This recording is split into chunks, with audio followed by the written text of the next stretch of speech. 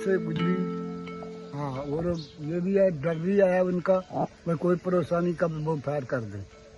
तो रात को रुमान से सोए हुए अपने तो उनको पीछे किया है और हम इधर ही हैं अपने घर की हिफाजत के लिए, पशुओं की हिफाजत के लिए इधर ही। बुजुर्गों ने बोला है कंधा भोर गया गरने का, मौत बनाई है रब्बा पता दसिया नहीं मरने का।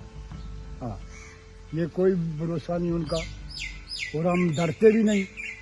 जो मूर्ख है जिसको बार बार समझाते हैं भाई ये अच्छा काम नहीं है, बुरा है, तो ना समझे तो उसको समझाना भी जरूरी है। 65 वाला जंग भी देखा है, 71 वाला भी देखा है।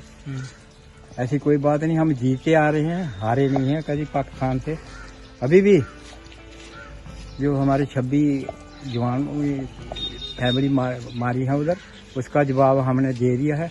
अगर अभी भी वो कोई फायर करने की जरूरत रहता है तो उसका मुंह तोड़ जवाब देंगे। जो पहलगाम हमले के बाद जो बॉर्डर पे जो टेंशन बनी हुई है, तो जैसे कि इंडिया की तरफ से जो स्ट्राइक किया गया था, तो उसकी जो टेंशन है ये हमारे बॉर्डर पे भी देखने को मिली है। और जिस वजह से हम गांव जो है हमारा वो कुछ अपने बच्चों को, औरतों को यहाँ से शिफ्ट हमें करना पड़ा था, क्योंकि दुश्मन का कोई भरोसा नहीं कि अगर रात को वो अटैक कर देता है तो हमारे लिए फिर खासकर बच्चों के लिए वो मुश्किल हो जाता है।